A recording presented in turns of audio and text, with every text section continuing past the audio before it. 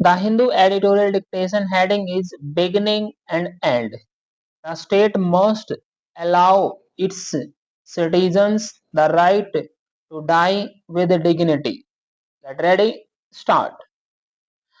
The incontrovertible nature of both life and death makes them fiendishly difficult to legislate or adjudicate, interfering with the very elemental beginning and end points of life must seem daunting. Nothing else can explain the long dalliance that laws have had with to facilitate the intentional ending of a life globally.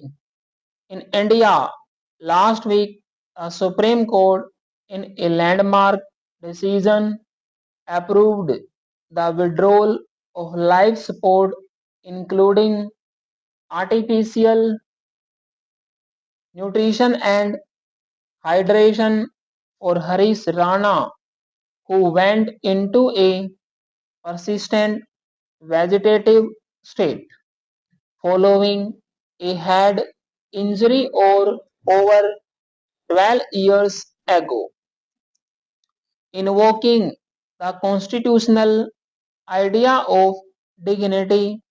The court observed that it would not be compatible with temporarily keeping alive a terminally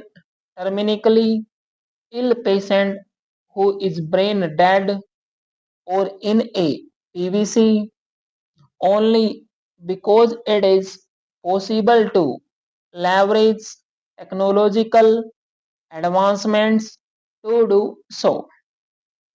This forces a life of indigeneity. Patients endure a slow, agonizing death. As the end of life approaches, a loss of control over human faculties denuded life of its meaning, it added.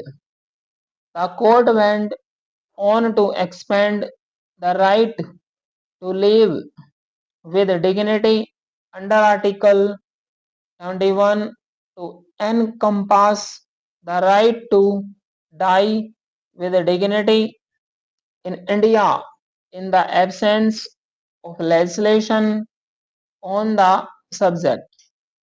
The courts have consistently had to engage with the question over the years. The Srimati Gyan Kaur versus the state of Punjab case might have set off the trend, but the debate entered the public realm with the Aruna Sehbag petition in 2011.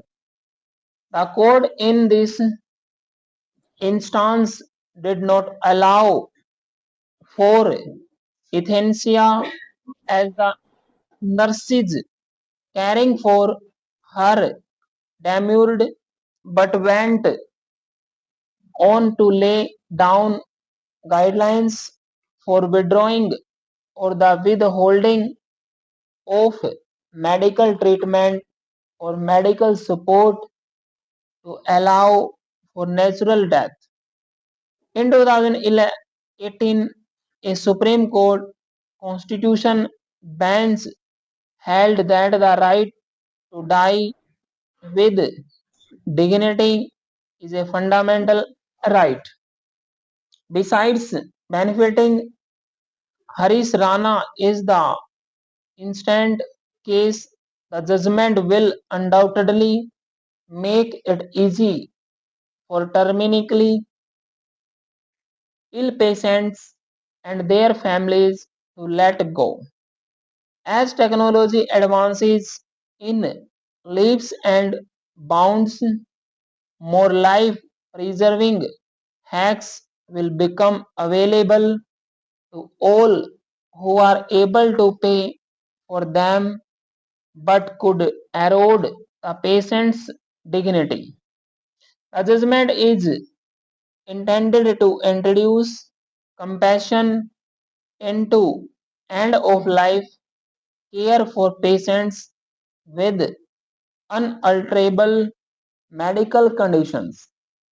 The concept of a living will, a legal document empowering individuals to state their preferences for medical treatment in situations where they become incapacitated, vegetative, or are unable to communicate again, endorsed by the code, must also be popularized. In the gray zones, it is the law that can give people the courage to take the right call. Stop.